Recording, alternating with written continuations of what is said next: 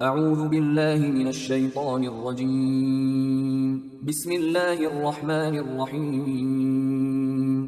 سورہ انعام آیات نمبر 154 تا 160 میں بیان کہ اس سے پہلے موسیٰ علیہ السلام پر کتاب اتاری گئی تھی جس میں ہر چیز کی تفصیل تھی۔ اب یہ قرآن اتارا گیا ہے تاکہ حجت پوری ہو جائے۔ جن لوگوں نے اپنے دین میں تفرقہ ڈالا ان سے اعراض کرنے کی تاکید۔ ہر نیکی کے بدلے 10 نیکیوں کا اجر ملے گا، لیکن برائی کی سزا صرف اس کے برابر ہوگی۔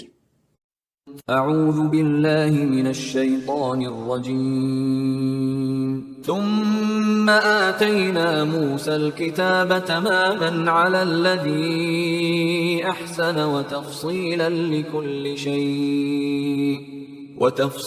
لكل شيء وهدى ورحمة لعلهم بلقاء ربهم يؤمنون۔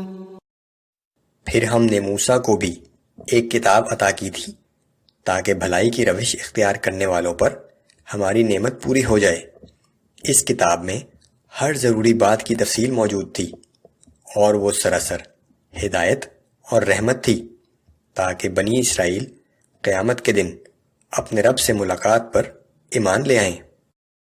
وَهَذَا كِتَابٌ أَنزَلْنَاهُ مُبَارَكٌ فَاتَّبِعُوهُ وَاتَّقُوا لَعَلَّكُمْ تُرْحَمُونَ۔ اور اسی طرح ہم نے یہ ایک بڑی بابرکت کتاب قرآن نازل کی ہے، بس تم اس کی پیروی کرو اور اللہ سے ڈرتے رہو تاکہ تم پر رحم کیا جائے۔ أَن تَقُولُوا إِنَّمَا أُنزِلَ الْكِتَابُ عَلَى طَائِفَتَيْنِ مِن قَبْلِنَا وَإِن كُنَّا عَن دِرَاسَتِهِمْ لَغَافِلِينَ۔ اور یہ کتاب اس لیے بھی نازل کی ہے کہ تم یہ نہ کہہ سکو کہ آسمانی کتاب تو ہم سے پہلے کے 2 گروہوں یہود و نصارہ پر ہی اتاری گئی تھی اور ہم تو ان کے پڑھنے پڑھانے سے بے خبر تھے۔ او تقولوا لو اننا انزل علينا الكتاب لكنا اهدى منهم، یا تم یہ کہو کہ اگر ہم پر بھی کوئی آسمانی کتاب اتاری جاتی تو ہم یقیناً ان یہود و نصارہ سے زیادہ ہدایت یافتہ ہوتے۔ فقد جاءكم بينة من ربكم وهدى ورحمة، سو اب تمہارے پاس تمہارے رب کی طرف سے روشن دلیل اور ہدایت و رحمت آ چکی ہے۔ فمن اظلم ممن كذب بآيات الله وصدف عنها، پھر اس شخص سے بڑھ کر ظالم کون ہو سکتا ہے جو اللہ کی آیتوں کو جھٹلائے اور دوسرے لوگوں کو بھی ان سے روکے۔ سنجزي الذين يصدفون عن آياتنا سوء العذاب بما كانوا يصدفون، ہم عنقریب ایسے لوگوں کو جو دوسروں کو ہماری آیات سے روکتے ہیں ان کے اس عمل کی پاداش میں بہت سخت سزا دیں گے۔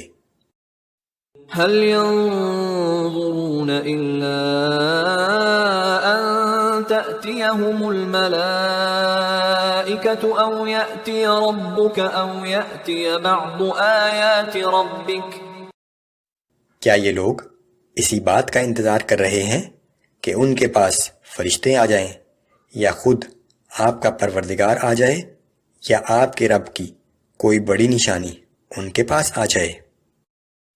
يوم يأتي بعض آيات ربك لا ينفع نفسا إيمانها لم تكن آمنت من قبل أو كسبت في إيمانها خيرا، جس روز آپ کے رب کی کوئی بڑی نشانی آ پہنچے گی تو اس دن کسی ایسے شخص کا ایمان لانا اسے کوئی فائدہ نہیں دے گا جو اس سے پہلے ایمان نہ لایا ہو یا ایمان تو رکھتا ہو لیکن اپنے اس ایمان کی حالت میں کوئی نیک عمل نہ کیا ہو۔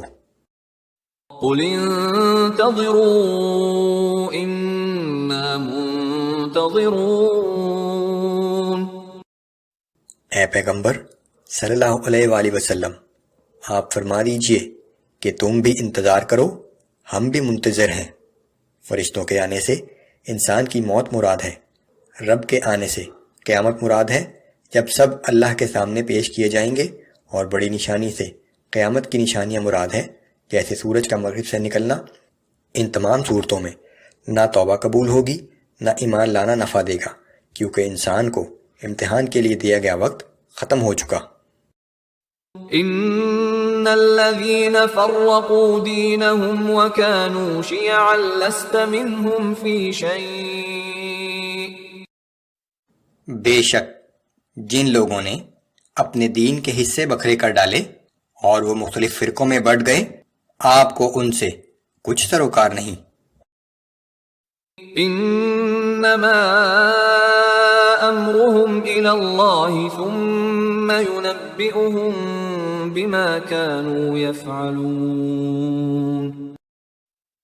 ان کا معاملہ صرف اللہ کے سپرد ہے، پھر وہی ان کو بتائے گا جو کچھ دنیا میں وہ کرتے رہے۔ من جاء بالحسنة فله عشر امثالها۔ جو شخص کوئی نیکی لے کر حاضر ہوگا تو اس کو اس جیسی 10 نیکیوں کا ثواب ملے گا۔ ومن جاء بالسيئة فلا يجزى إلا مثلها وهم لا يظلمون۔ اور جو شخص برائی لے کر پیش ہوگا تو اس کو فقط اس برائی کے برابر سزا دی جائے گی اور کسی کے ساتھ ظلم نہیں کیا جائے گا۔